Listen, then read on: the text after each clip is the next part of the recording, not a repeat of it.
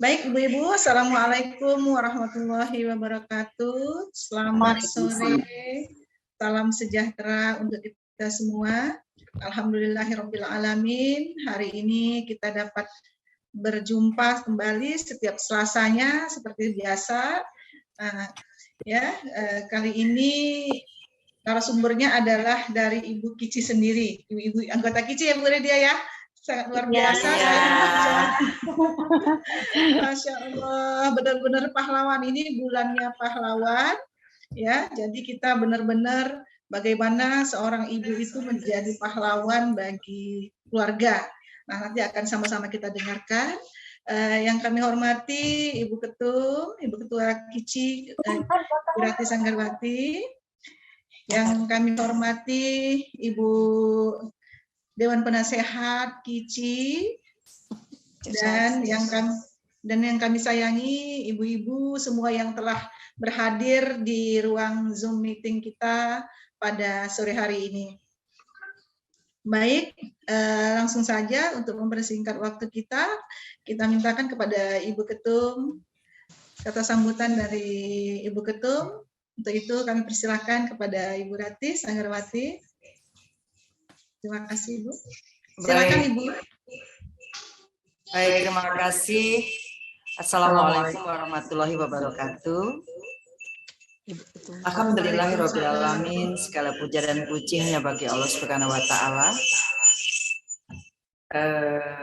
Karena kasih sayang Allah, karena izin Allah kita bisa berada di ruang Zoom yang penuh berkah ini. Suara saya bergema ya? Iya, Bu. Ibu, okay. Apakah Ibu pasang 2? Iya, pasang 2, satunya handphone saya. Oh, satunya di ini aja, Bu. Audionya di inconnect. Oke, baik.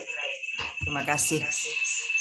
Yang saya hormati Ibu Redia, yang kandidat terbaik akan menduduki Ketua Kici DKI Jaya. Alhamdulillah, Bu, bisa hadir pada hari ini. Yang saya hormati Ibu Eni Martuti Jarot sebagai Dewan Pengawas Kici, kemudian ibu-ibu fungsionaris Ketua DPW dan DPD. Saya lihat di sini ada Kici Kalimantan Timur, ada Kici Sumatera Barat, ada Kici Kalimantan Barat. Kemudian untuk DPD-nya saya melihat ada Kici Depok, Kici Sungai Penuh, Kici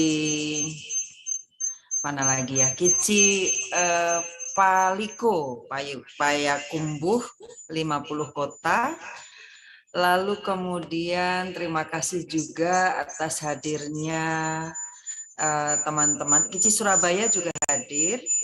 Kemudian terima kasih atas kehadiran ibu-ibu juga yang mendapatkan undangan ini melalui Facebook Kici atau Facebook kita semuanya. Bulan November kita awali dengan bagaimana kita menjadi pahlawan yang terdekat bagi diri kita, yaitu pahlawan keluarga. Saya Kici kali ini mengundang Ibu Redia karena begitu banyaknya pengalaman beliau yang harus kita kita ketahui agar supaya kita bisa menyehatkan keluarga kita dan juga bisa menyelamatkan keluarga kita dari segi ekonomi. Terima kasih juga kepada Bu Yuni yang kali ini adalah menjadi MC sekaligus moderator. Kita recording in progress bahwa Ibu Lisvi istirahat sebentar gitu karena roadshow juga Bu Lisvinya dari Malang, dari acara Gelora dan lain-lain, sehingga kali ini Bu Yuni, terima kasih Bu Yuni. Bu Yuni dokter gigi yang sibuk sekali, kadang-kadang ini di sela-sela mengajar, di sela-sela praktek di laboratorium gigi gitu.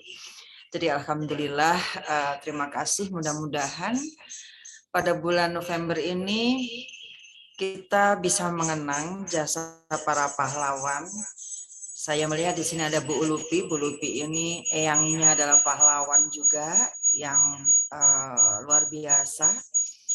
Bagaimana kita mengenang pahlawan, lalu bagaimana kita menjadi pahlawan bagi diri kita sendiri, yaitu kita bisa menyelamatkan diri kita sendiri dalam keadaan apapun. Dan yang paling penting adalah bahwa kita menjadi pahlawan bagi keluarga kita.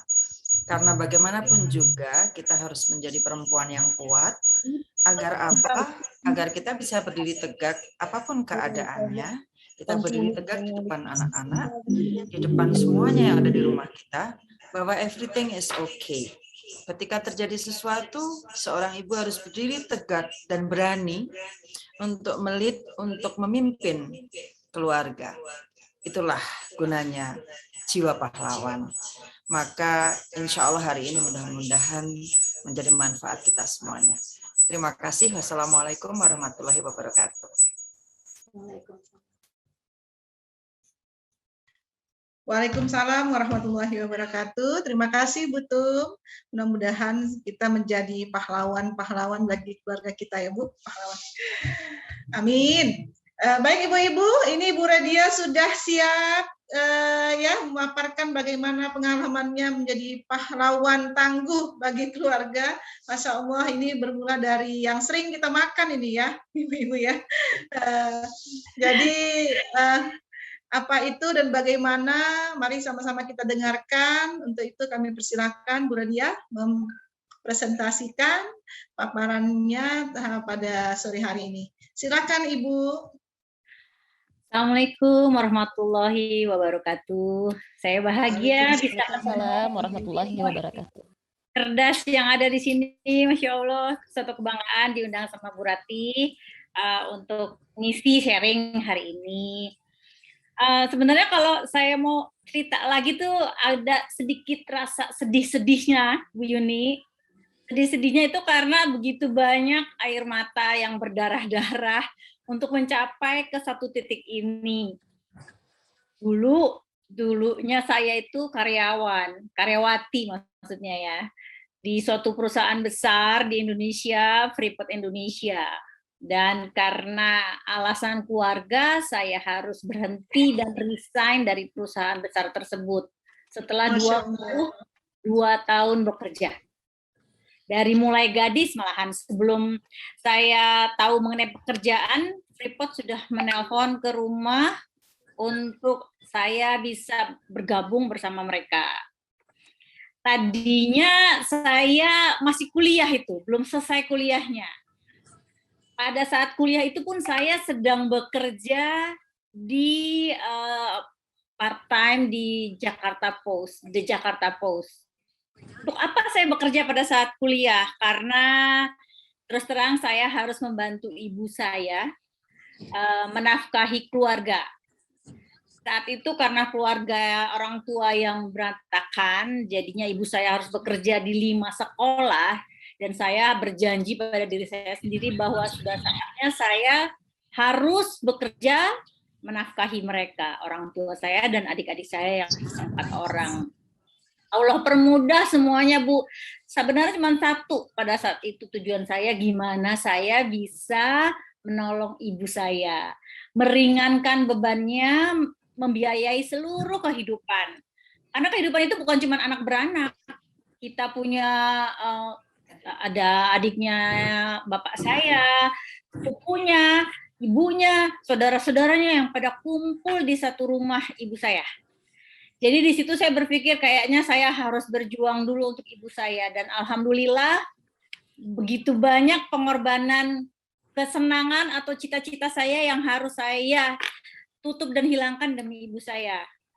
Ketika saya keterima di Fakultas Sastra S1, ibu saya bilang kamu masuk D3 aja, biar kamu bisa langsung kerja. Baiklah Bun, Mas, saya kerja. Ambil D3 dan saya akan siap kerja. Ternyata pada semester ketiga, tahun kedua, itu saya sudah bekerja di Jakarta Post. Dan semester kelima, tahun ketiga, saya sudah dipanggil oleh Freeport Indonesia untuk bergabung. Jadi tahap-tahap kehidupan itu memang ditujukan untuk membiayai keluarga pertamanya awalnya. Dan ketika saya pun akhirnya berjodoh dan menikah, itu saya sudah pada posisi yang lumayan baik di Freeport Indonesia. Artinya suami saya sudah pasti pendapatannya pada saat itu lebih di bawah saya, lebih rendah di bawah saya. Tapi itu tidak jadi masalah, karena intinya buat saya adalah membantu keluarga ibu saya dan membantu suami saya juga. Nah, melesat kemudian selama hampir belasan tahun di Freeport itu, sampai saya punya anak beruntun kecil-kecil kayak gitu, akhirnya suami saya berpikir, kayaknya nggak beres deh kalau kita ini dua-duanya bekerja. Kamu pulang jam 12 malam, saya pulang jam 9 malam, anak-anak keteteran, kayaknya saya harus berhenti kerja, saya jualan usaha aja atau usaha apapun. Karena gaji kamu lebih besar dari pendapatan saya, jadi kamu tetap bekerja, saya yang tinggal di rumah ngurusin anak-anak. Baiklah, alhamdulillah, saya bilang kalau kamu bersedia, sebenarnya saya juga nggak keberatan sih kalau resign, tapi kamu juga tidak punya penghasilan seperti penghasilan saya, jadinya mohon maaf saya yang bekerja, kamu yang di rumah ngurus anak-anak dan suami saya bersedia. Dan itu bukan suatu hal yang ringan loh, ibu-ibu. Itu suatu pertentangan buat dia, egonya dia sendiri sebagai suami, dan rasa bersalah saya sebagai istri gitu loh.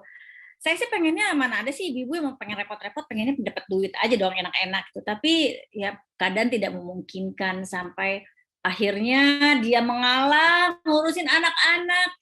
Saya cuma hamil, brojol, dan tetap kerja. Ketika sudah brojol, dia yang ngurusin sama babysitter. Alhamdulillah memang rezeki dari secara ekonomi membaik ya, karena di Freeport kan penghasilannya cukup tinggi, bonusnya juga besar gitu, dan full package lah pokoknya. Kalau fasilitas kesehatan lah semua nomor 1, VIP lagi.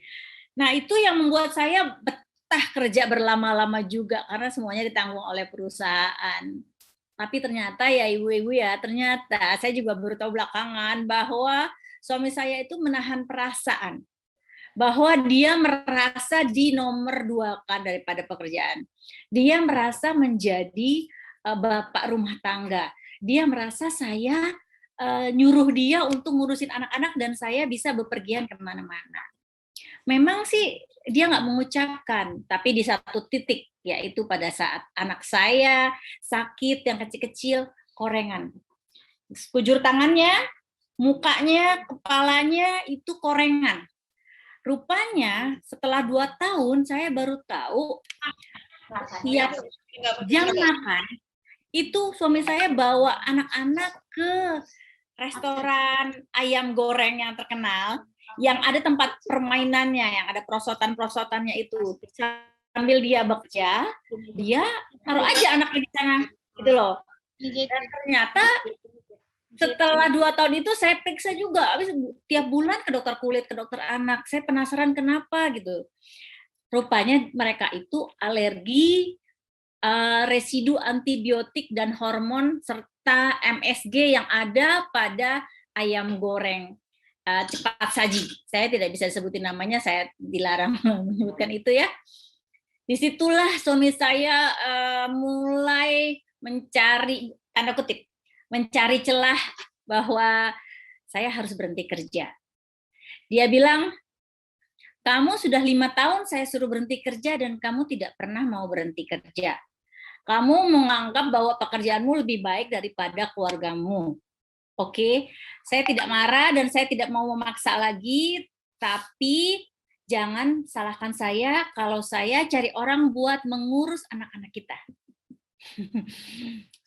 Saya bilang loh, kita punya 3 babysitter, kita punya pada saat itu ya Bu, pada saat itu saya punya 8 pembantu asisten rumah tangga. Itu kurang banyak apa coba? Tapi dia bilang, saya sendirian, saya tidak punya teman diskusi, saya tidak punya teman ngobrol di saat malam hari, kamu pulangnya juga baru jam 12 malam, dan kamu bepergian hampir setiap minggu. Jadi kamu ada di mana ketika saya perlu? Terus saya tanya, emangnya yang kamu cari asistennya itu yang mau bantuin ngurusin anak-anak itu laki apa perempuan? Saya udah mulai deg-degan nih.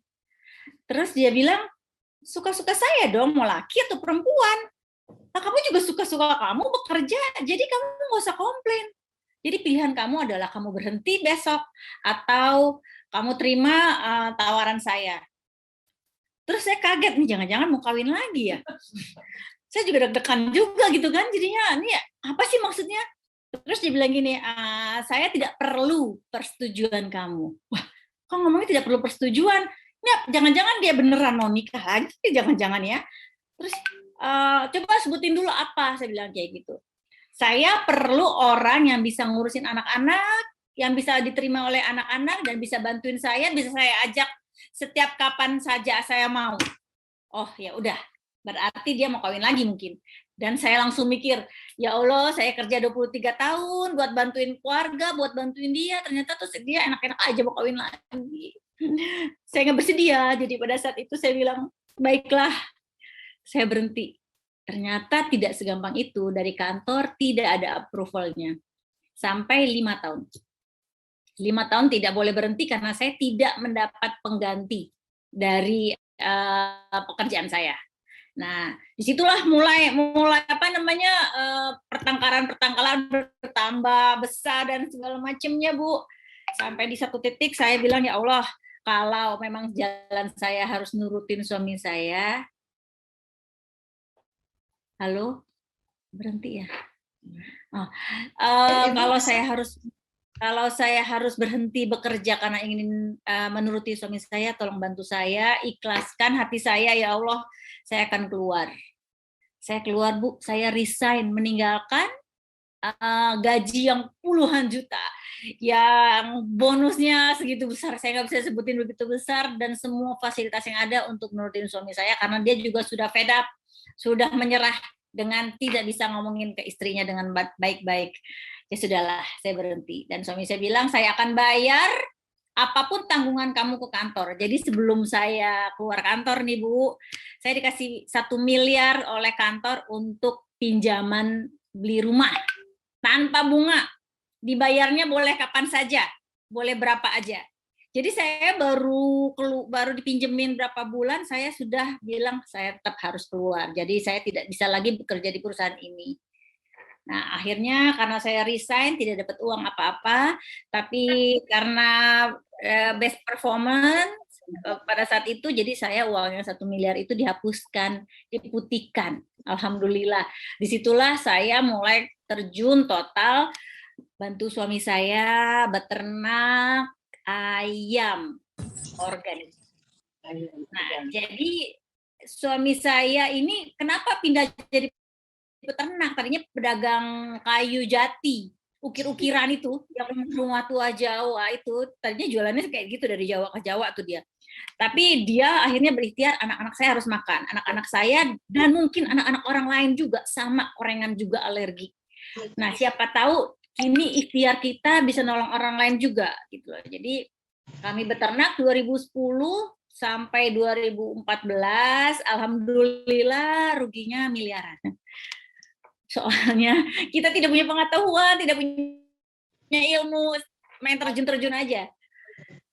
Ibu-ibu tahu sudah tidak bekerja, pinjamannya banyak, KTA-nya banyak, dikejar-kejar debt collector, rumah mau diambil, mobil mau diambil, silahkan.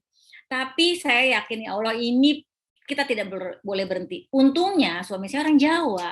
Orang Jawa itu tekun, istiqomah. Jadi biarpun udah rugi, udah miliaran gitu, tetap aja dia bilang sabar, Bun. Di setiap kesulitan, bersama kesulitan, pasti ada kemudahan. Kamu harus yakin itu, dia bilang kayak gitu. Jadi nggak usah putus asa. Situlah, Bu, saya mulai belajar mengenai ayam, perayaman, apa itu ayam organik, apa yang non-organik, apa ayam potong, ayam petelur, ayam pejantan, ayam kampung, ayam kate, semua perayaman saya akhirnya tahu. Bahkan dari yang udah dipotong nih saya tahu nih beratnya berapa. 500 gram, 600 gram tanpa harus nimbang. Saking saya first taken. Apa saya tahu deh, saking saya paham banget bahwa itu beratnya 500 gram, 600 gram, 1.200 gram. Nah itu saya pelajari selama bertahun-tahun bersama suami. Sampai suami akhirnya juga belajar masak ayam fried chicken ala-ala yang di restoran besar tadi. Belajarnya dari mana? Ya dari orang-orang manajer-manajer secara di belakang layar ya. Mereka kita bayar untuk kita belajar selama 1 tahun. Dan bagaimana menciptakan bumbu yang tanpa MSG. Menciptakan produk yang tanpa diberikan antibiotik, hormon. vaksin, semuanya nggak ada. Semuanya makanan kita bikin sendiri dan minumannya itu jamu herbal dibikin sendiri oleh suami saya. Itu selama 3 tahun berturut-turut sampai 4 tahun. Apakah itu langsung menghasilkan? Enggak, Bu. Masih banyak kerugian. Zaman dulu tuh ada ayam flu burung, mati satu mati semuanya. Kalau sekali mati habis 300 juta. Kalau ada 2 kandang habis 600 juta gitu. Kayak orang kebanyakan duit aja gitu ya. Tapi kalau masih ada yang bisa dijual, masih alhamdulillah, mobil jual, truk jual, emas jual, tanah jual, nggak apa-apa lah. Yang penting kata suami saya harus istiqomah. Nah, di tahun 2013 akhirnya kita bikin restoran 5 sekaligus karena kita udah bisa masak fried chicken. Bikinlah namanya Chicken, Organic Chicken tahun 2013. Alhamdulillah 5-5-nya tutup, Bu. Kenapa sih sial banget ya, kayaknya nih mau usaha udah uang habis, nggak kerja. Saya masih semua aset saya jual-jualin, emas segala macam saya jualin, masih pada ngutang kan, nutup pula. Terus saya berpikir kayak gini, saya tujuannya apa sih sebenarnya nih mau berusaha kayak gini? Kayaknya saya salah di tujuan. Tujuan saya adalah supaya saya bisa mendapatkan penghasilan minimal sama ketika saya kerja di Freeport. Tujuannya aja udah nggak benar gitu loh. Nah, di kemudian hari suami saya bilang gini, kamu kalau mau punya usaha, tujuannya di jalan Allah lah. Tujuannya menolong orang lain yang anaknya juga pada penyakitan kayak anak kamu, korengan, udisan, alergi, mungkin orang ada sakit kanker. Tujuannya nolong orang dong, jangan mau dapetin uang sebesar Freeport gitu. Belum tentu, katanya siapa tahu lebih besar dapatnya dari Freeport gitu. Saya rubahlah. 2014 saya mulai merubah mindset saya akhirnya pengen nolong orang.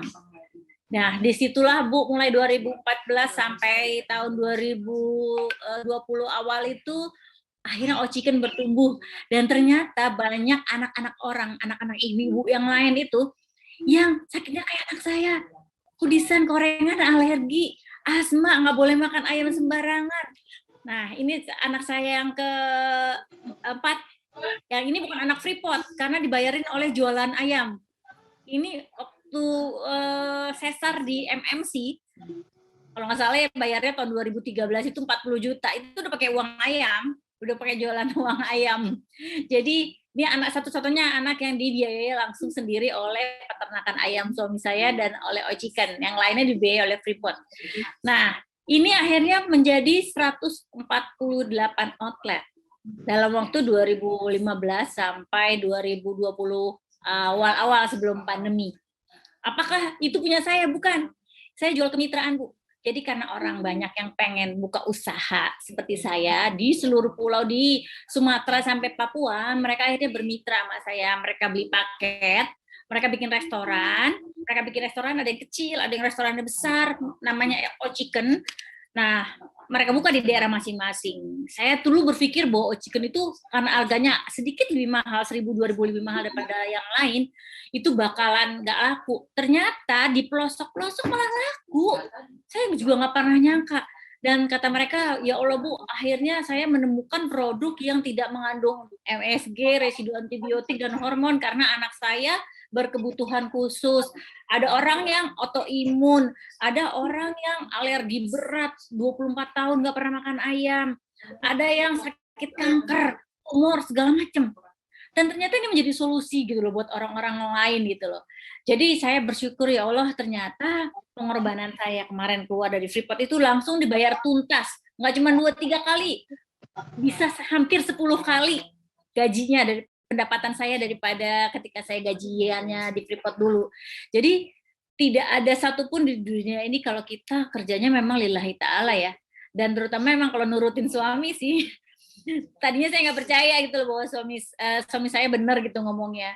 Saya bilang, aduh dia cuma jualan ukir-ukiran gitu, gimana bisa dapat puluhan juta, ratusan juta gitu ya. Saya meng-underestimate dia. Ternyata sekarang saya tergantung sama dia. Karena ayam saya, dia yang beternak, saya yang jualin gitu loh Bu. Jadi segala research and development-nya, R&D-nya itu suami saya yang ngerjain. Dia yang secara tekun itu ngajarin saya juga begini loh Bun caranya bedain ayam yang organik yang mana. Kalau kamu disediakan ayam 2 jenis, kamu harus tahu bedanya apa, baunya gimana. Sampai pantat ayam itu saya ciumin. Saya harus tahu dulu baunya. Cintai dulu ya. Karena itu sangat ketahuan bedanya banget gitu loh, ayam yang organik sama yang tidak organik. Kalau ada barang mentahnya mungkin saya bisa tunjukin ke ibu-ibu. Ini yang organik, ini yang bukan organik. Kayak gitu loh, Bu. Jadi sampai sekarang saya bersyukur alhamdulillah. Saya tidak tahu apakah saya disebut pahlawan keluarga karena saya menganggap saya cuma makmumnya suami saya aja. Tapi saya berusaha menjadi perempuan yang berdaya dan ini saya tularkan kepada teman-teman UKM lainnya. Tadinya saya berjualan paket kemitraan restoran, saya akhirnya ketika masa pandemi membantu ibu-ibu yang terdampak pandemi dengan menjual paket 500.000, mereka bisa belajar dan jualan dan punya modal untuk jualan ayam. Gitu. Mereka memang belajar di tempat saya punya satu akademi buat pelatihan UMKM. Jadi mereka berbondong-bondong datang ke tempat saya. Dan saya berbondong-bondong juga bawa tim untuk ngajarin beberapa teman majelis taklim, lalu orang-orang yang terdampak pandemi yang sekitar Jabodetabek untuk ngajarin mereka menjadi pengusaha. Minimal mereka tuh punya penghasilan sendiri buat dirinya sendiri dan buat keluarganya, itu akan lebih baik. Syukur-syukur mereka bisa nolong dari ibunya, mungkin bapaknya, adiknya, atau siapa aja gitu. Nah di sini saya berpikir, oh kayaknya sebenarnya saya tuh tidak punya ilmu dagang apa-apa. Orang lain juga bisa melakukan yang hal sama dengan saya, nggak ada bedanya. Kan memang rezeki Allah yang ngatur ya Bu, tapi soal semangat, soal kepercayaan dan keyakinan itu saya rasa semuanya bisa dimiliki oleh semua perempuan yang ada di Indonesia ini, di seluruh dunia bahkan gitu loh. Jadi nggak ada saatnya kita merasa hanya bisa tergantung sama suami, enggak. Mubazir, Allah udah kasih kepintaran kita, Allah udah kasih hati yang berbeda dibandingin laki-laki, Allah udah kasih kita kemampuan untuk multitasking gitu loh, sayang banget. Kalau sekarang masih ada keraguan, saya bisa apa, bisa aja dulu. Nanti tinggal cari teman, bisanya apa gitu loh. Kadang kita nggak tahu, kita nggak bisa ngelihat kita bisa apa, tapi teman kita bisa ngelihat, kamu sebenarnya kan bisa ngerjain ini gitu loh. Nah, kitanya yang harus membuka diri, jangan menjadi orang yang ngeblok sendiri gitu loh. Mentalnya diblok sendiri, nggak mau dibuka gitu, ngerasa udah cukup begitu aja dapat gaji dari suami 2 juta, 3 juta, saya sih nggak mau cukup, saya nggak ngerasa nggak cukup, biarpun 100 juta saya nggak cukup, karena saya masih harus ngasih orang, sedekah orang, saya harus nyenengin ibu saya, yang keluarga saya, adik saya, teman-teman saya, dan yang lain saya harus memberdayakan mereka, jadi saya harus punya uang sendiri, itu loh Bu Yuni. Demikian Bu Yuni, kayaknya panjang banget nanti sampai kesini-sininya. Masya Allah, saya terpesona loh Bu. Mendengar ceritanya. Ibu sebenarnya. Iya, Masya Allah sekali ya ibu-ibu ya, perjuangan dari Ibu Radia, saya bisa membayangkan karena sama-sama wanita bekerja, yang tadinya mau pasti sangat berat sekali memutuskan untuk berhenti dengan Freeport ya Bu ya, ini bukan kaleng-kaleng loh kata orang Medan ya. Jadi bukan pekerjaan main-main, tapi karena kepatuhan ya Bu ya, jadi Allah menilainya dan menggantinya dengan yang lebih baik lagi untuk Bu Radia, Masya Allah. Ya ibu-ibu, saya yakin ini ibu-ibu saya sendiri juga sudah banyak yang akan saya tanyakan kepada Bu Radia, tapi saya yakin juga ibu-ibu pasti banyak sekali yang ingin bertanya kepada Ibu Radia. Dipersilahkan kepada ibu-ibu. Ya, Ibu Lupi.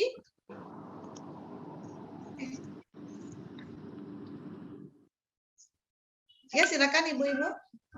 Belum di-unmute kali. Di-mute.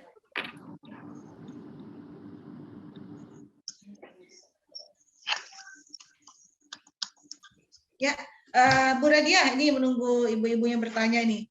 Ini kan artinya latar belakang Ibu membuka Ochiken adalah karena dari penyakit ya Bu ya. Artinya kan ayam anak-anak semuanya, anak saya saja kalau tiap hari ayam nggak bosan-bosan, ya Bu ya. Jadi dengan adanya eksim tadi itu sehingga itulah melatar belakangi Ibu membuka ayam tadi. Tapi kan Bu, itu kan saya maksudnya memutuskan itu ya sehingga Ibu berhenti. Itu kan masih di angan-angan ya Bu ya. Itu yang beratnya. Bagaimana kekuatan Ibu sehingga Ibu akhirnya betul-betul memutuskan bahwa Ibu berhenti dan Ibu akan yang tadi jatuh bangunnya ruginya sampai miliaran, itu kan sangat luar biasa sekali Ibu ya. Bagaimana kekuatan Ibu sehingga Ibu bisa memutuskan untuk berhenti kerja dan ikut bersama suami bekerja membangun usahanya. Oke, Bu Yuni. Bu Yuni sebenarnya kalau secara pribadi saya sudah berkarya menghasilkan uang untuk kehidupan saya tanpa saya harus tergantung dengan suami saya itu dari sebelum saya menikah. Saya punya kebanggaan dan pride sendiri di keluarga saya juga. Kerjanya di Freeport, dapat uangnya banyak. Terus kalau akhir bulan atau Lebaran suka bagi-bagi uang buat keluarga kayak gitu, itu suatu kebanggaan karena saya bisa nyenengin orang lain, orang tua segala macam ya. Tapi Bu, setelah menikah itu ada suatu yang diajarkan oleh bapak saya ya, bahwa apapun kamu ya surga kamu di suami kamu, dibilang gitu kan. Itu suatu hal yang ya Allah kok begitu banget sih ya, mohon maaf, agama Islam kok begitu banget ya. Jadi kok kayaknya begitu banget sih Islam ngajarinnya. Emangnya kita nggak punya pembelaan diri apa gitu sebagai perempuan gitu loh. Wong saya kaya sendiri, maju-maju sendiri sebelum saya nikah, kenapa saya masih nurutin lelaki suami yang pada saat itu penghasilannya masih di bawah saya gitu. Apalagi kan pasangan bapak saya dan ibu saya itu bukan keluarga yang harmonis. Saya ini broken home, mereka bercerai gitu. Jadi saya patokannya ke ibu saya yang mandiri. Nah, saya tidak menganggap bapak saya pada saat itu, bapak saya nggak mampu tuh buktinya. Jadi ketika saya menikah, melihat suami saya lebih rendah, itu saya berpikir sama aja nih kayak bapak saya nih. Saya juga yang kerja nanti. Itu pemikiran egois saya dan kesombongan saya. Tapi Allah kasih banyak pelajaran, Allah kasih banyak hidayah gitu loh Bu. Masa iya sih saya dikasih anak cakep-cakep kayak begini, suami saya nggak ada peranannya ya? Masa iya sih saya segitu teganya?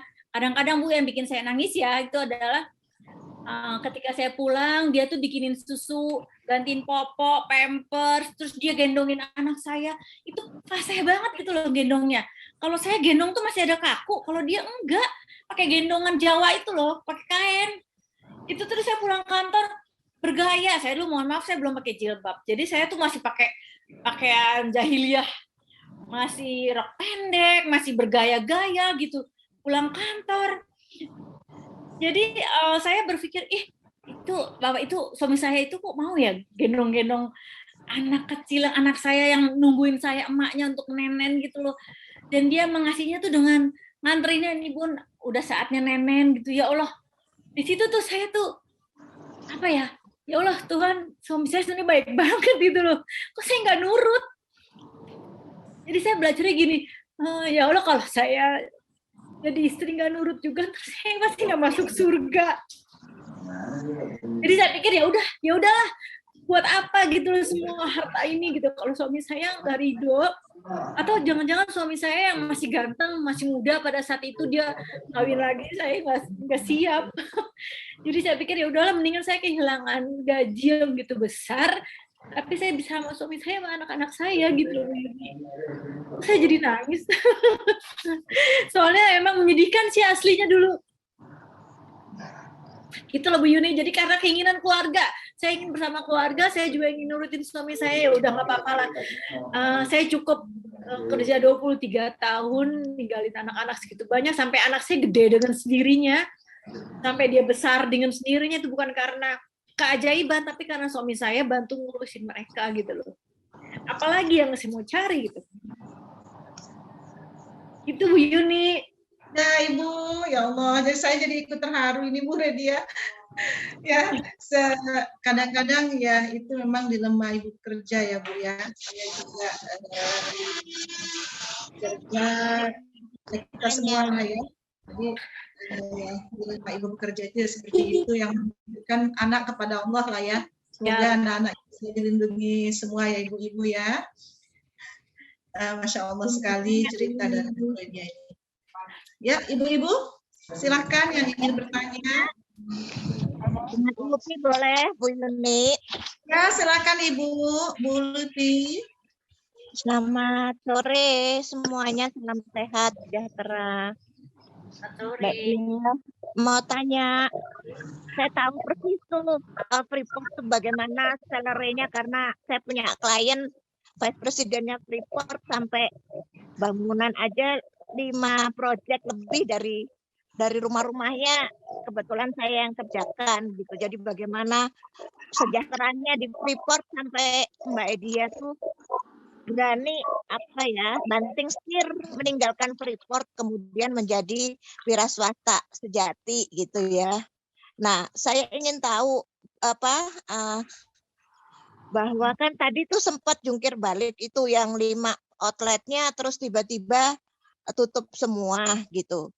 Nah, kok bisanya terus sekarang itu menjadi seperti ibu buah dari keagenannya yang begitu besar itu karena apa kuncinya selain saran dari suami tadi kan bahwa kita harus kerja itu lillahi ta'ala, tidak lagi harus punya target dari gaji Freeport tadi gitu kan. Apa karena resepnya, apakah resep dari si ayam itu, apa karena manajemennya, apa karena branding yang lebih kuat gitu. Karena kan banyak sekali ibu-ibu tuh juga usaha fried chicken tapi ya sedang-sedang aja paling sebatas hanya di warungan aja gitu Bu. Boleh cerita kepada kami semua gitu kuncinya di mana gitu sampai bisa sesukses ini. Terima kasih. Oke, Bu Lupi, baik. Jadi Bu Lupi, jadi ketika saya sudah berhasil di tahun pertama menggait banyak mitra, itu enggak perjuangan berhenti bahwa saya langsung sukses, enggak Bu. Sampai 2 tahun saya akhirnya bisa mendapatkan 80 mitra outlet, tapi ancur-ancuran dan babak belur karena saya nggak punya sistem. Saya nggak punya tim yang ngerjain itu masih saya, suami dengan beberapa orang karyawan. Jadi di tengah usaha ini juga bukan yang lancar-lancar aja, ini juga kayak Jack Coaster Bu, kayak aduh nggak kebayang deh kalau kita nggak mempasrahkan diri kita sama Allah ini mungkin kita nggak kuat. Untungnya hati perasaan saya bukan made in China ya, jadi saya masih bisa bertahan, saya ini buatan Allah gitu loh. Nah ini saya sadar, saya blow on, saya itu dari orang kantoran nggak punya ilmu bisnis, 2 tahun jreng tuh saya nggak punya. Bahkan saya sering dibohongin karyawan, bahkan merek saya diduplikasi, bahkan saya dibohongin sama mitra, bahkan saya segala macam ditipu sana sini tetap ada. Tapi saya tidak pernah bertujuan membalas mereka. Dan kedua saya introspeksi, ternyata saya memang masih blow on dan masih bodoh. Makanya saya belajar Bu. Saya belajar kemana-mana setelah 2 tahun saya harus punya mentor, saya harus punya coach, saya harus punya guru bisnis. Makanya saya selama 2 tahun itu diizinkan akhirnya untuk belajar ke sana kemari oleh suami saya. Dia bilang, saya yang pegang operasional, kamu yang marketing dan kamu yang belajar. Setelah kamu belajar, kamu ilmunya bikin dan bawa ke rumah dan kita selesaikan sama-sama. Akhirnya saya belajarlah. Keluar cari networking baru, belajar guru. Alhamdulillah selama 1 tahun saya belajar sana sini, saya sadar ternyata saya bodoh dan blow on banget jalanin usahanya, kependean banget saya pikir dengan bisa menciptakan resep yang enak itu bakalan laku dan laris. Enggak, bukan. Yang menciptakan dan mendatangkan pelanggan lalu bikin kita laris itu bukan kita, bukan karena resep kita, tapi karena Allah yang datengin Bu. Mungkin karena doa ibu saya yang dari saya muda udah saya tanggung, mungkin dari doa bapak saya yang meskipun dia nyakitin tapi tetap saya tanggung hidupnya, mungkin juga dari anak-anak yatim yang saya sekolahkan dan besarkan, mungkin ya Bu ya, atau mungkin dari orang-orang yang pernah saya bantu dikit-dikit. Kalau saya dari kepintaran mah enggak, resepnya juga banyak yang lain juga punya. Tapi saya yakin bahwa kalau saya tujuannya baik mau nolongin orang, masa iya sih saya nggak bisa besar gitu loh. Dan saya nggak pernah berbuat jahat sama orang dalam usaha, masa iya saya nggak bisa berkembang gitu loh Bu. Dan suami saya juga selalu bilang, Tenang Bun, kalau ada orang yang jahat sama kamu, Allah akan bayar itu dengan keberhasilan yang lain, dibilang kayak gitu. Jadi saya tetap optimistis untuk tetap berjuang. Apapun keadaannya, meskipun pandemi kemarin itu Bu, saya anjlok 80%, outletnya banyak yang tutup. Tetap saya optimistis bahwa sebentar lagi saya akan bangkit. Mitra-mitra saya pasti akan bangkit dan saya akan mendapatkan mitra-mitra lain yang mereka membutuhkan produk ayam organik ini untuk keluarga mereka atau mungkin untuk masyarakat gitu. Jadi bukan karena kepinteran bisa jadi 148, bukan Bu. Tapi saya memang saya sekolah bisnis, saya belajar ke sana sini sama orang yang lebih muda kah, sama orang yang lebih dahuluan, pinter segala macam orang saya pelajarin, saya datangin kemana-mana aja saya datangin. Akhirnya saya lelah datangin, akhirnya saya bikin akademi sendiri Bu. Sekarang sejak pandemi saya bikin akademi gimana supaya teman-teman UKM bisa belajar nggak terlalu jauh-jauh keluar daerah, keluar Jawa, bisa datang ke Jakarta, di Jabodetabek di tempat saya. Sebagian 30%-nya adalah pro bono, saya gratiskan buat mereka, dan 70%-nya memang berbayar gitu Bu. Jadi karena ini kesadaran saya nggak pinter, nggak bisa berbisnis, tapi saya mau belajar. Jadi siapapun yang mau mulai, jangan kegeeran produknya paling bagus, jangan kegeeran udah pinter, nggak ada. Pinter-pinteran kita masih jauh, banyak orang yang lebih pinter. Tapi kalau kita mau belajar, Allah kasih buka pintu untuk bersilaturahmi, pasti dibuka pintu rezekinya. Itu berarti. Baik, berarti nomor 1 karena campur tangan Allah yang ternyata buah dari apa yang telah Mbak kerjakan sebelum-sebelumnya ya, yang tanpa kita sadarin. Kedua adalah sistem yang bagus dan kemauan belajar, seperti itu Kak? Ya Bu. Terima kasih. Assalamualaikum Bu Lupi. Assalamualaikum. Salam. Terima kasih Bu Lupi. Waalaikumsalam ya Ibu, silakan. Iya, alhamdulillah. Mohon izin bertanya Ibu MC. Saya dari Kici, Samarinda, Kalimantan Timur. Luar biasa ini Ibu. Kekuatan mentalnya luar biasa. Ya, mentalnya sudah dibanting-banting gitu, tapi masih bisa bertahan, itu luar biasa ya. Apalagi ada masalah keluarga itu biasanya ibu-ibu langsung down tuh kalau ada masalah keluarga, tetapi bisa bangkit kembali. Yang mau saya tanyakan, ini kami dari daerah nih ya, dari daerah jauh Kalimantan Timur, untuk mendapatkan ayam dengan organik, dengan kualitas organik ini seperti apa, kemudian kemitraan, sistem kemitraannya seperti apa. Oke. Terima kasih. Oke Bu Adalia. Baik. Boleh, kita boleh bermitra juga. Memang saat ini di Indonesia sendiri masih jarang ya peternak ayam organik, karena pertama memang susah, berdarah-darah, jualnya juga lama. Maksudnya lama kan nggak seluruh orang Indonesia memerlukan ayam organik ini gitu kan. Nah, memang di peternakan itu baru ada di tempat saya ya, salah satu peternaknya. Satu lagi di teman saya itu di Kuningan, lalu satu lagi di daerah Malang kalau nggak salah, tapi masih skala kecil. Kalau saya memang beternak, suami saya di Purwakarta dan di Jombang, Jawa Timur. Nah, kami memang membuka kesempatan untuk para ibu, masyarakat atau siapa saja untuk bermitra dengan Ociken Bu. Jadi memang kita ada paket-paketannya juga, apakah paket yang kecil, besar, tapi kalau untuk di luar Jawa memang harus paket yang besar. Nah, kalau soal peternakannya itu kita bisa juga join untuk bikin peternak. Ya. Cuman memang harus siap mental ya, Bu. Jadi harus sediakan lahannya yang besar, karyawannya, peternaknya itu bisa kita manfaatkan dari peternak yang ada, yang mandiri gitu. Tidak mudah untuk mengajarin mereka disiplin beternak organik. Karena di peternak juga banyak kecurangannya masih banyak. Jadi kita harus ngawasin, harus full untuk menjadi peternak, Bu. Nah, memang ini bisa alih teknologinya pelan-pelan. Diawali dengan kita buka kemitraan, lalu pelan-pelan beternak. Selama 2 tahun, 3 tahun beternak, kita ambil ayamnya, lalu kita distribusikan di seluruh jaringan Ociken. Misalnya Bu ya, di seluruh Kalimantan Timur atau di seluruh Kalimantan gitu. Nanti ngambilnya dari peternakan yang ada di Samarinda gitu loh. memang kekuatan harus ada kekuatan finansial di peternakan ini Bu, karena ya itu tadi ya tidak mudah untuk beternak organik, ayam organik. Yang berikutnya memang ada perbedaan sedikit peternakan di kami. Seluruh ayam yang kami ternak selama ini itu dipendengarkan murota Al-Quran selama 24 jam sampai dia disembelih. Bukannya mau gaya-gayaan, bukan. Jadi di kandang itu Bu harus ada suara, harus ada nyanyi-nyanyi lagu-lagu apapun. Kalau enggak anak ayamnya pada mati. Kalau bunyi klakson dia kaget mati.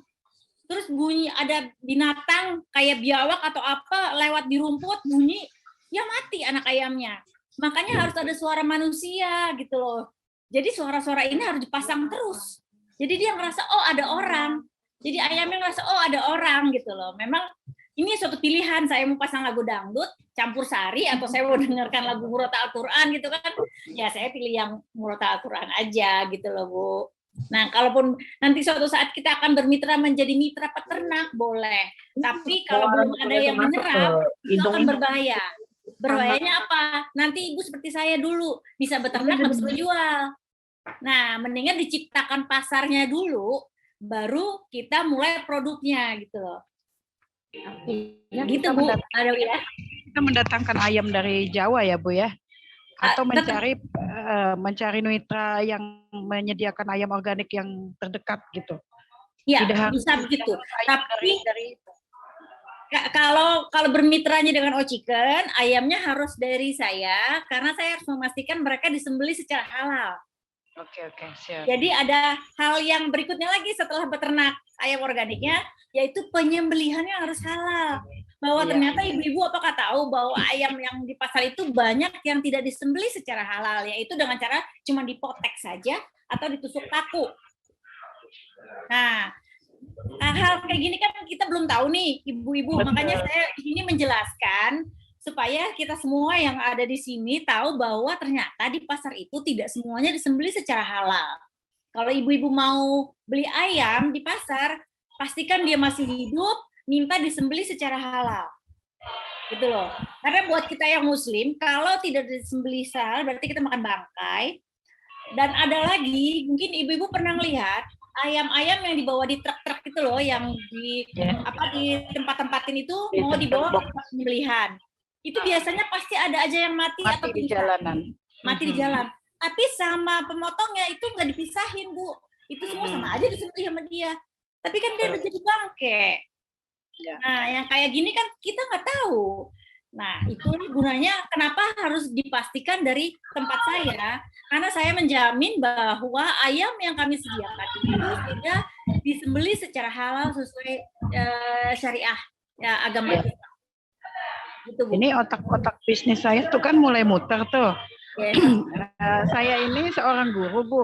Seorang guru, jadi bisnis saya itu muternya di pendidikan, tapi tetap bisnis. Jadi bayangan saya sekarang kan ketika nanti kita offline, itu semua anak itu dilarang untuk ke kantin. Dilarang untuk, tapi orang tua mana sih yang sanggup pagi-pagi udah bikinin makanan atau ngantari makanan ke sekolah mereka kan gitu. Nah, kita bisa membuat kemitraan ke sekolah untuk sosialisasi ini makan sehat gitu, makan sehat. Walaupun mindset saya pribadi kadang-kadang beli telur organik kemahalan gitu kan, telur biasa lebih murah gitu kan. Tapi gitu ya, dari ibu penjelasannya luar biasa, organik ini sangat sehat dan terjamin. Apalagi tadi ayamnya tahfiz Quran kayaknya tuh yang pada. Insya Allah Bu. Jadi banyak Bu teman-teman mitra-mitra saya itu supplier tanda kurung, supplier ke sekolah-sekolah. Karena mereka masukin ke catering sekolah mereka dan bayarnya adalah mingguan. Iya. Makasih banyak Bunda.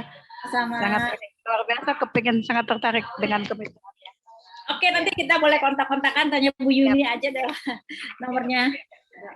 Ini sepertinya akan ada sesi kedua ini Bu Redia ya, tentang UMKM. Boleh. Berbisnisnya.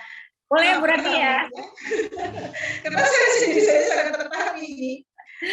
Baik, Bu Redia, ini di kolom chat ada pertanyaan ya. Bagaimana ya, bagaimana cara Ibu mengatur waktu ya, dari trik membagi waktu menjadi pengusaha, pebisnis, tapi juga tetap bisa menjadi ibu rumah tangga yang memprioritaskan keluarga. Pasti ada suka dukanya dong ya. Nah, ini pertanyaan dari Ibu Lispi.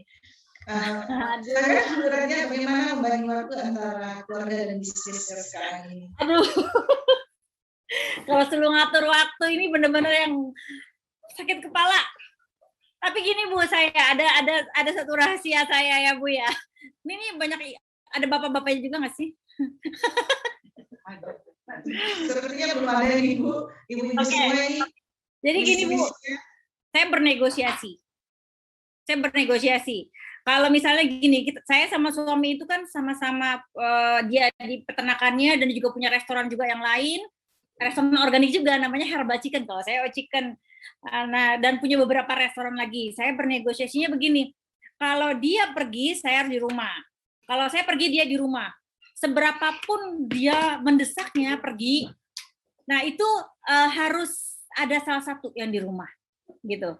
Dan satu lagi nih, kalau misalnya saya sudah kembali, jadi saya harus melayani full suami saya. Jadi bisa bayang ya, kalau full itu artinya full semuanya Bu.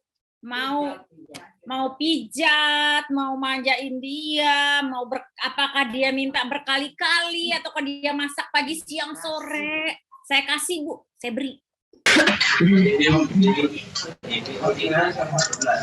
Yang penting besoknya saya boleh pergi lagi.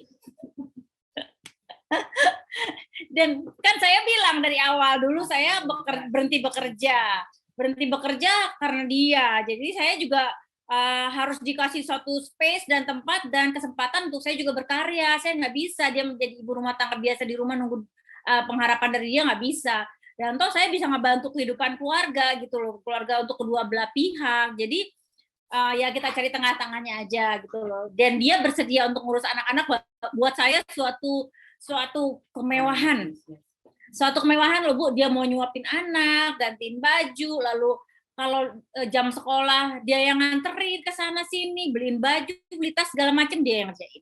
Kalau pas saya lagi pergi. Nah, berarti saya dong harus merawat diri. Kalau saya juga yang harus mempercantik diri, saya harus menservis dia. Kadang nggak boleh masak, ayo di kamar aja 2 hari ya, nggak apa-apa lah 2 hari di kamar aja gitu. Yang penting kalau saya mau pergi ntar masih diizinin lagi gitu loh Bu. Jadi ada negosiasinya di sini. Jadi tipsnya negosiasi ya Bu ya, dan ini memang berat ya,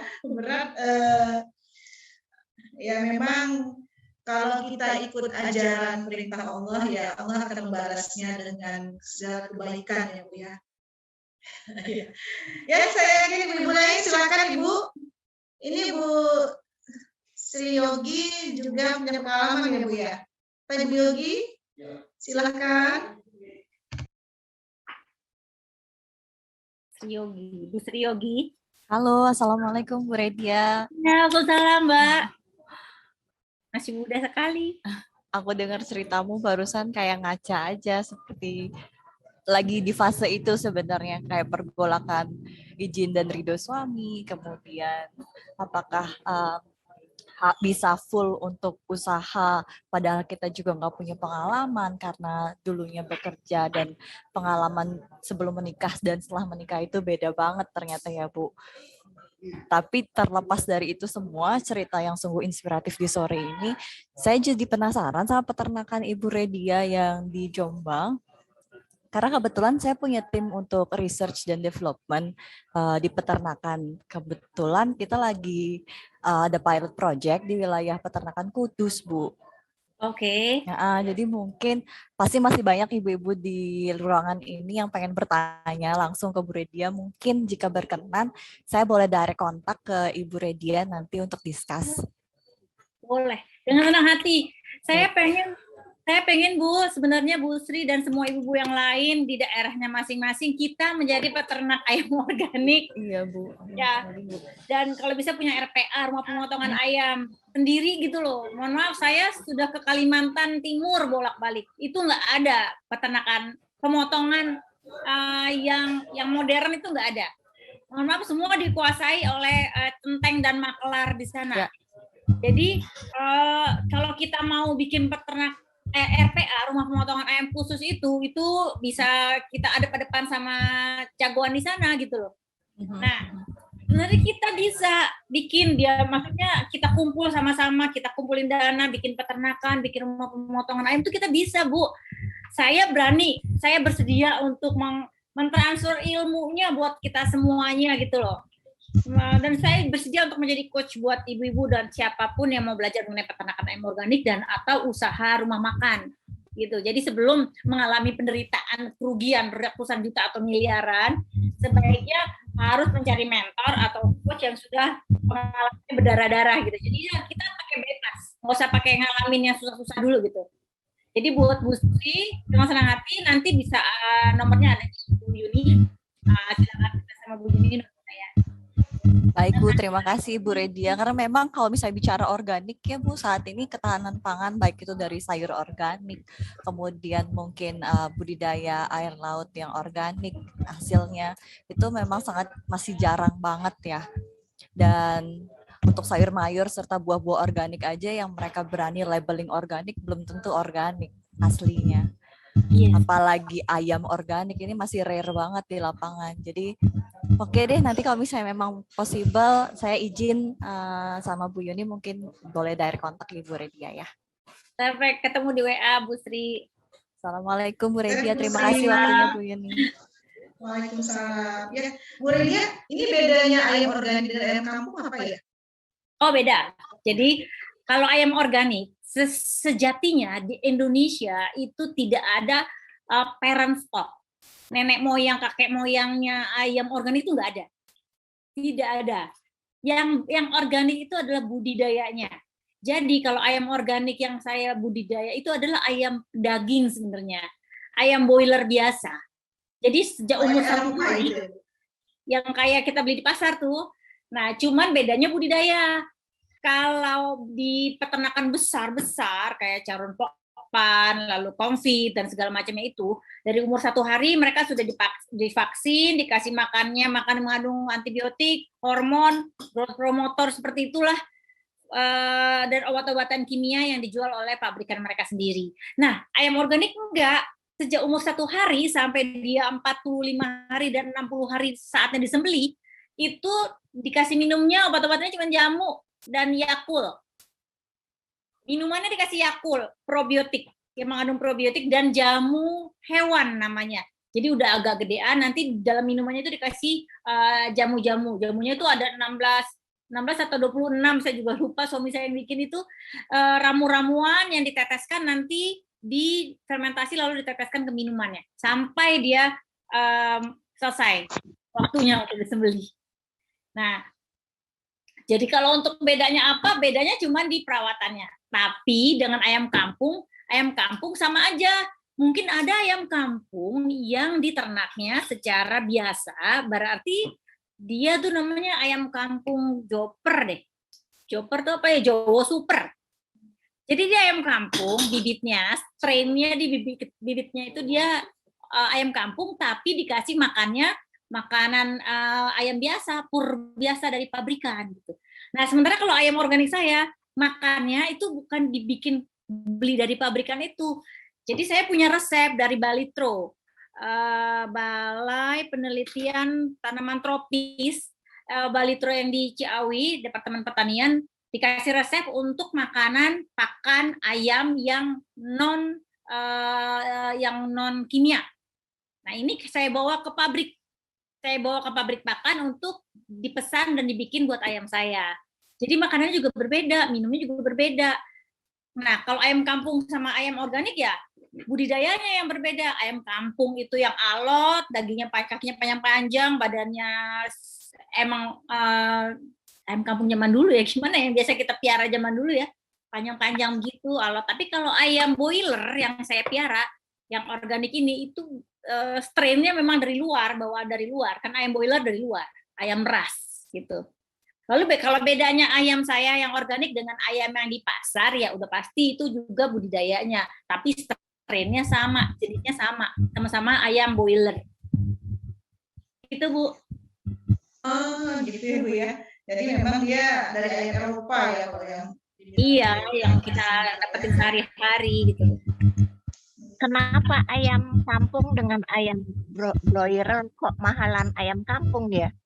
Sama kedua, ayam prebiotik itu berarti ayam yang cara makannya itu pakai jamu-jamu nama Yakult itu atau gimana? Itu juga mahal daripada ayam biasa. Dia sekitar 60-70-an per ekor. Yes, betul. Jadi, nah kenapa ayam kampung lebih mahal daripada ayam broiler? Karena masa membesarnya dia itu 7 bulan. Kalau ayam broiler yang di pabrik biasa nih, ayam broiler biasa-biasa yang ada di pasar itu 28 hari, 30 hari udah bisa disembelih, Bu. Kenapa? Karena dia udah besar, 28 hari aja udah besar. Kok bisa besar? Karena di pakannya tuh ada growth promoter, ada hormon. Makanya dia cepat besar. Nah, kalau ayam organik yang saya, yang probiotik atau organik itu nggak bisa besar.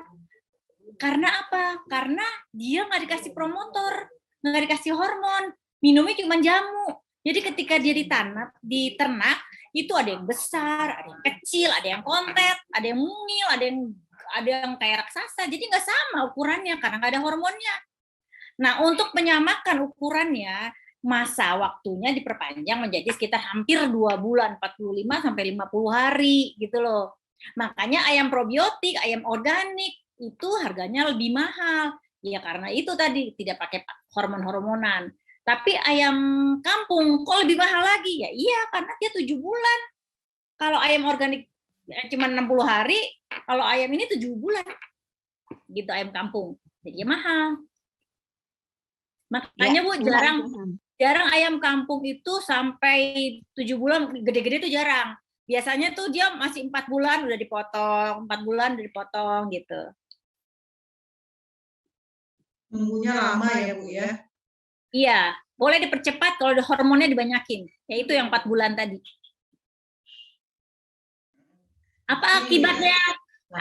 Apa akibatnya kalau kita banyak makan makanan yang mengandung hormon? Nah, hormon itu adalah hormon estrogen.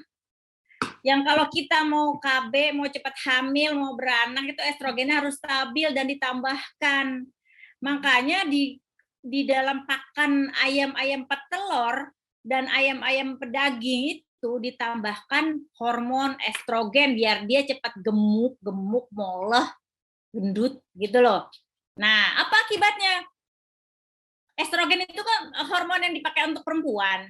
Jadi orang-orang yang banyak makan mengandung hormon estrogen ini, kalau laki-laki dia akan melambai.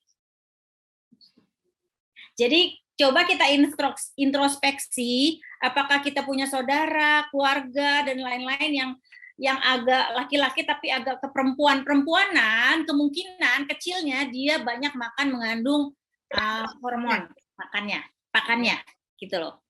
Nah, kalau yang perempuan apa akibatnya? Biasanya ketika dia dewasa itu dia akan ada kista, ada kanker rahim. Kalau kanker urusannya udah lain ya. Tapi yang berbentuk benjolan-benjolan di rahim itu biasanya yang dialami oleh perempuan dewasa kalau dia banyak mengkonsumsi hormon pada makanannya. Aku jadi kayak dokter. Aku dijelasin soalnya sama profesornya. Iya, Bu Redia, jadi ini yang kan banyak yang belajar nih, tadi ibu-ibu ada yang nanya juga nih. Bu Redia belajar coachnya siapa ya? Mungkin ibu-ibu mau bertanya juga ini. Ada yang bertanya, Ibu apa tadi ya? Bu Redia tadi kemana gitu? Ini kalau belajar bisnis. Kalau saya belajar bisnisnya ke Malang, namanya ke Coach Fahmi, Grounded Business Coaching. Nah, kalau ibu bapak dan ada di Jabodetabek boleh belajarnya di Lunar Academy di tempat saya karena biasanya guru-gurunya datang ke tempat saya. Nah, tapi kalau mau belajar kuliner atau bisnis plan boleh belajar sama saya. Saat ini tidak berbayar. Karena saya masih mau sedekahkan ilmu kalau untuk belajarnya online. Ya, daftarnya lewat ini ya. Iya, ini menarik sekali ya. Bu Nadia sudah menawarkan dengan kita tampung, kita tangkap langsung kapan kita adakan lagi ya berarti ya untuk Bu Nadia, ibu-ibu semua dengan berbagi pengalaman, hari ini berbagi pengalaman, nanti mungkin pertemuan berikutnya kita bisa berbagi ilmu bisnisnya ya Bu Nadia ya. Ya boleh. Sebelum ibu-ibu semuanya acak-acakan, sebelum ibu-ibu semuanya acak-aduk, maksudnya ya gini, kita kalau punya usaha nggak ada yang ngajarin, nggak ada yang mandu di depan itu menyakitkan karena uang sekolah kehidupannya besar, kesalahannya bolak-balik, lalu bisa darah-darah habis-habisan tapi nggak pinter-pinter juga gitu loh. Jadi memang harus ada orang yang di depannya yang ngasih tahu. Nah sebelum itu jangan lupa cari, mohon maaf ya, saya mau menyarankan kalau ibu-ibu semua di sini ada pengen misalnya ambil coach siapa atau coach siapa, boleh nanya sama saya, kenal nggak sama coach ini gitu loh. Ya, supaya tidak terjerumus karena banyak juga para coach mentor itu yang manfaatin orang buat pribadinya dia. Nah, jadi kalau misalnya punya teman ya, kenal nggak sama ini, kalau saya tidak kenal saya akan bilang tidak kenal, tapi kalau saya kenal saya akan lihat reputasinya dia gimana gitu. Karena jaringan teman-teman bisnis, komunitas bisnis orangnya itu aja, jadi akan kelihatan nantinya. Baik Bu Nadia, ini sangat inspiratif sekali, apalagi tadi yang murotal tadi ya Bu, saya sangat kagum sekali karena memang banyak penelitian. Ya, air saja kalau diucapkan murotal itu kalau dilihat dia mutiaranya sangat indah ya Bu ya. Dari penelitian ini bisa jadi penelitian sebenarnya ini sebagai dosen aura penelitian saya kuat. Ya, ini bisa jadi peneliti bagaimana ayam yang dihidupkan musik ya dengan murotal tumbuh kembangnya terhadap ayam. Nah, ini juga bisa jadi penelitian lagi ya. Baik Ibu-ibu. Ini ada dari Mbak Eni Ginis dari Sumatera Barat. Usul saya Kici Pusat bisa mengkoordinir kami untuk ikut pelatihan bisnis sama Bu dari dia dengan senang hati.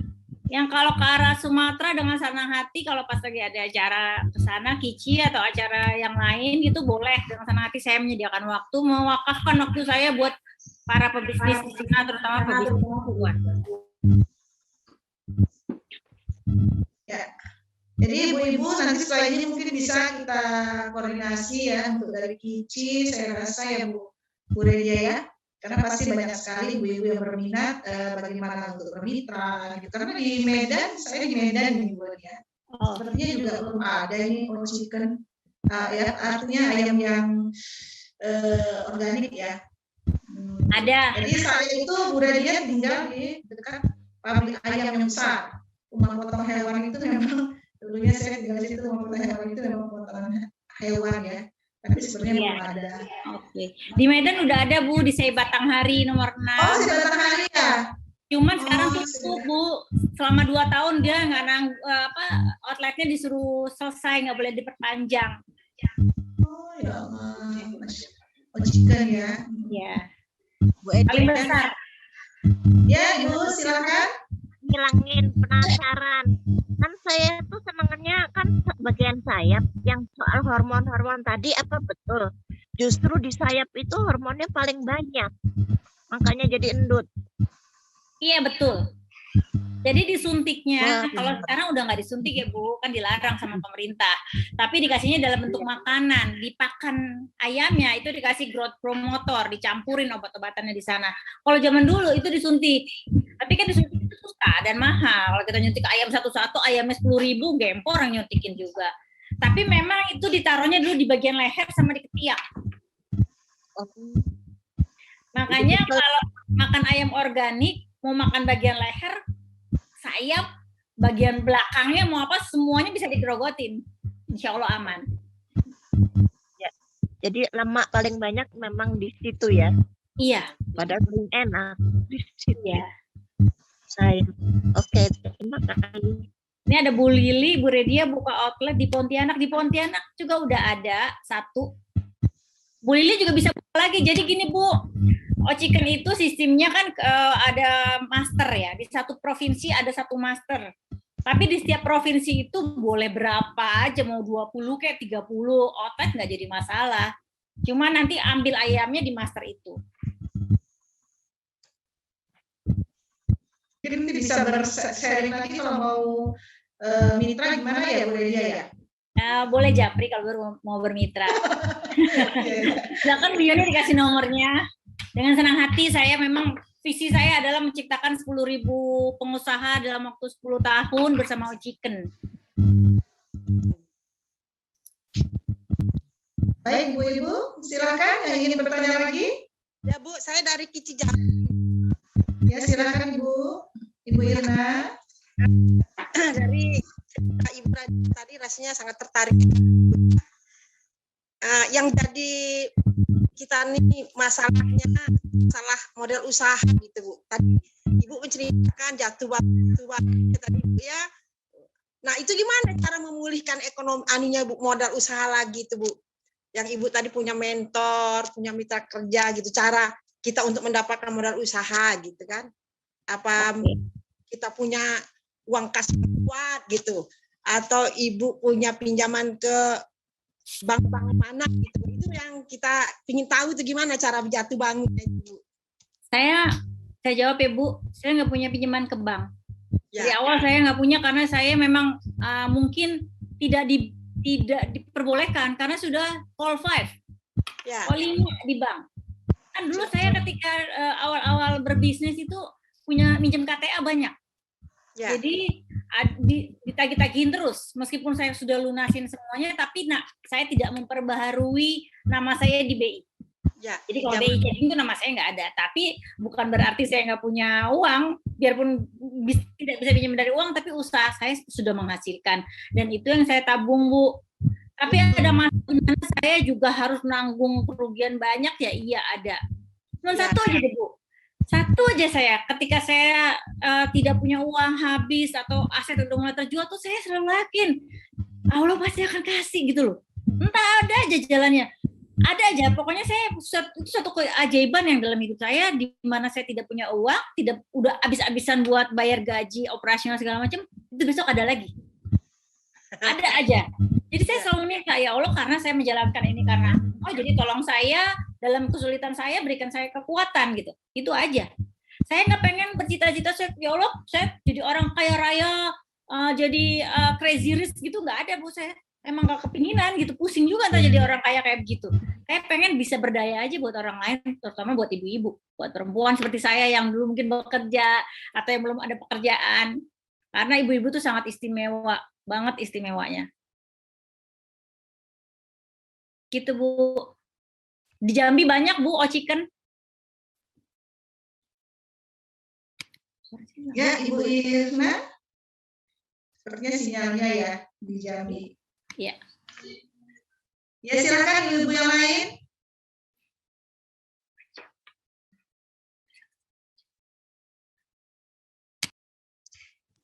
Yang ingin nanti membuka outletnya bisa japri ke Bu Redia untuk bermitra ya Bu ya.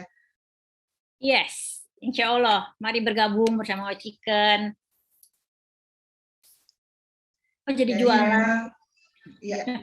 Jadi mendengar cerita Ibu ini sangat inspiratif sekali ya. Banyak hal yang dapat kita tangkap ya Bu ya. Artinya dari segi agama, dari segi keilmuan, dari segi bisnisnya ya Bu. Jadi memang apapun yang kita usahakan, kalau memang kita mau, 1000 cara bisa kita pakai ya Bu ya. Tapi kalau memang kita nggak mau, akan 1000 alasan yang kita buat untuk supaya tidak mau ya Bu ya. Betul banget. Jadi usaha, doa, yakin, insya Allah semuanya akan dipermudah oleh Allah. Baik, ibu-ibu yang lain, ini sangat terpesonanya kepada Ibu Redia. Ya, mendengar ceritanya saya bagaikan mengalir, mendengar Sangat menarik sekali Bu, saya sangat tertarik sekali mendengar cerita Ibu ini. Banyak yang sore ini ya, banyak hal positif yang dapat kita ambil dari Ibu, seorang pekerja yang sangat luar biasa, sukses ya. Tapi rela loncat, ini loncat ya Bu ya, lompatan ini sangat luar biasa dan akhirnya sukses kembali. Allah menggantinya dengan kesuksesan yang lebih baik. Baik Ibu-Ibu, kalau tidak ada yang bertanya lagi, kita akan tutup. Oh ini ada yang lagi Bu Lili, satu outlet perlu modal berapa ya Bu Lydia?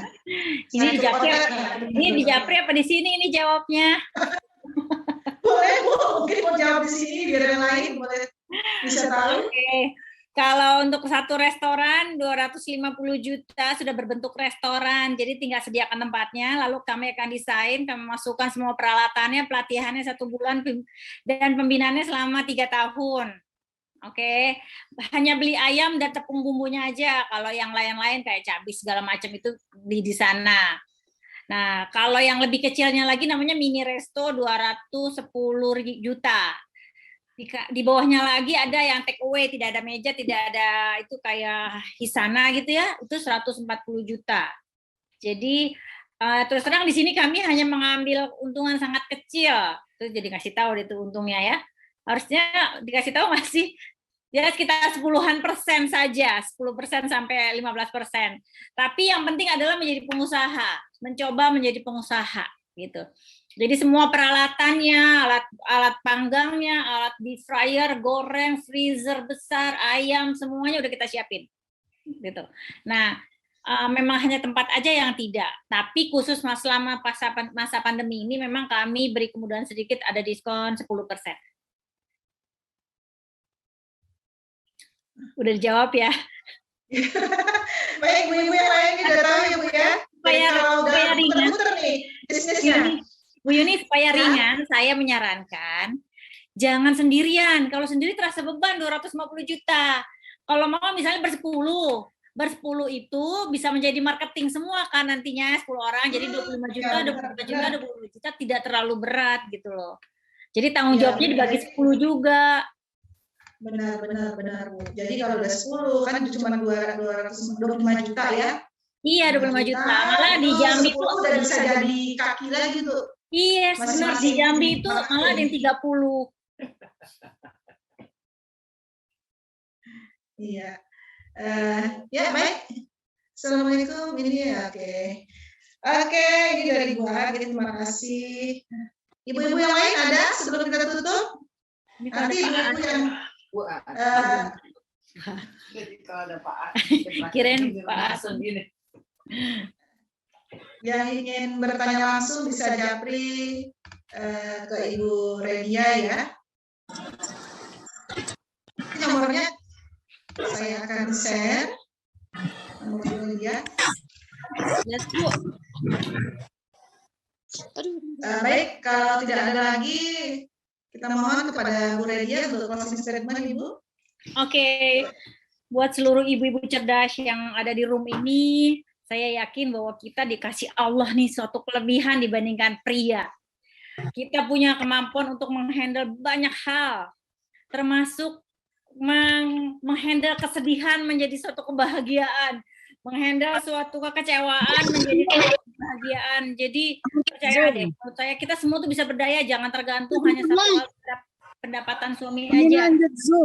Kalaupun kita nanti menjadi tulang punggung, bukan menjadi tulang rusuk, nggak apa-apa. Itu menjadi sedekah kita di akhirat nanti gitu loh. Jadi, ayolah, apa aja bisa dijadikan uang, apa aja bisa kita jalanin gitu loh. Semuanya harus berdaya, harus berkarya, harus bisa menjadi pahlawan buat keluarga masing-masing. Apalagi bisa menjadi pahlawan buat keluarga orang lain gitu, yang lainnya gitu loh Bu.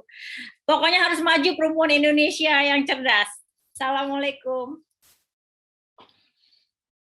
Waalaikumsalam warahmatullahi wabarakatuh. Terima kasih Bu Nadia atas motivasi ilmunya pada sore hari ini.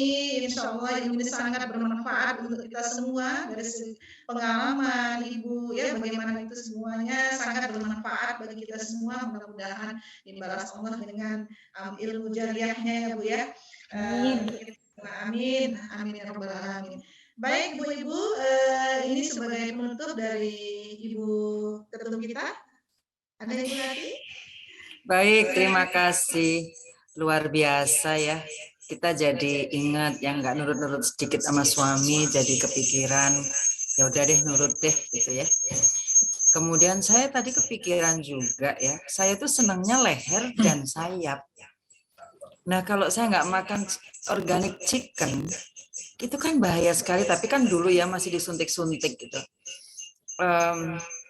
Saya tadi belajar banyak juga, kita semua belajar banyak bahwa hormon estrogen itu bisa membuat anak-anak kita menjadi ke-feminin. Gitu ya, yang feminin menjadi over feminin sehingga ada kista dan lain-lain kecenderungannya. Lalu kemudian yang maskulin itu menjadi menipis dan femininnya menjadi lebih banyak di dalam tubuhnya, sehingga tadi dalam contohnya Bu Redi adalah melambai na'udzubillah min dzalik. Jadi ternyata memang ada para pria yang mereka sekarang ini melambai, barangkali saja waktu masa kecil ketidaktahuan orang tuanya memberikan makan yang seperti itu. Saya melihat ada pertanyaan lagi nih Bu Redia. Kalau bisnisnya bukan kuliner, apakah bisa dimentorin juga Bu Redia? Silahkan dijawab dulu Bu Redia. Kalau namanya mentor, dia harus first taken. Artinya dia harus menguasai bidang itu kalau mentor. Tapi kalau coach, dia boleh. Siapa aja dia boleh. Saya mentor dan saya coach. Jadi kalau bukan kuliner, boleh saya menjadi coachnya. Tapi kalau kuliner, khusus kuliner itu harus saya bisa lebih dalam lagi, yaitu menjadi mentornya. My pleasure, dengan senang hati. Baik, terima kasih. Itu Bu Komala Dewi sudah dijawab. Alhamdulillah. Terima kasih sekali Bu Redia. Kalau ibu-ibu nanti kita akan kumpul ya, untuk kumpul mumpung tenaga Bu Redia ini diinfakkan. Masih sebelum masa pandemi berakhir, tenaganya beliau diinfakkan untuk menjadi coach bagaimana berbisnis. Jadi silahkan mendaftar ke Bu Yuni, kita semua bersama-sama. Kalau yang untuk di luar kota Jakarta nanti kita bicarakan, apalagi yang untuk keluar pulau, mudah-mudahan saya dan Bu Redia bisa berkunjung ke daerah, ke wilayah ibu-ibu semua. Tadi saya belum menyapa dari Sungai Penuh, belum menyapa, terima kasih atas kehadirannya. Kemudian daerah istimewa Yogyakarta, terima kasih atas kehadirannya. Kemudian mana lagi yang belum saya sapa ya? Ini kalau nggak saya sapa Bu Redia saya dijapri. Kok nggak disapa, udah hadir gitu ya. Jadi Oku juga hadir, Kici Oku, terima kasih. Lalu Sulawesi Tengah, terima kasih Bu Liliani selalu aktif. Kemudian Kici Oku tadi udah. Sumut ini yang selalu kelupaan. Sumatera Utara, terima kasih atas kehadirannya. Demikian Ibu-ibu sekalian, saya ngomong panjang-panjangin supaya pas 17.00. Karena kalau sebelum jam 17 ditutup pun juga ada yang komplain, Japri, kok cepet amat katanya gitu. Jadi alhamdulillah, terima kasih sekali. Mudah-mudahan kita bisa bersama-sama menjadi sehat. Yang paling penting itu, jangan sampai anak cucu kita mempunyai penyakit yang menahun, apalagi penyakit kronis, karena kebiasaan makan yang tidak sehat. Jadi mahal sedikit selama anak-anak kita karena ketika kita memilih yang murah lalu kemudian menjadi penyakit, akhirnya menjadi sangat mahal. Karena sehat itu memang tidak murah. Makanan sehat juga mungkin tidak murah, tetapi akan menyelamatkan kita pada masa yang panjang. Terima kasih. Wassalamualaikum warahmatullahi wabarakatuh. Waalaikumsalam warahmatullahi wabarakatuh. Terima kasih. Terima kasih Bu Lydia. Terima kasih Bu Redia. Assalamualaikum. Terima kasih Bu Ibu. Ini yang paling banyak dari kecil mana ini?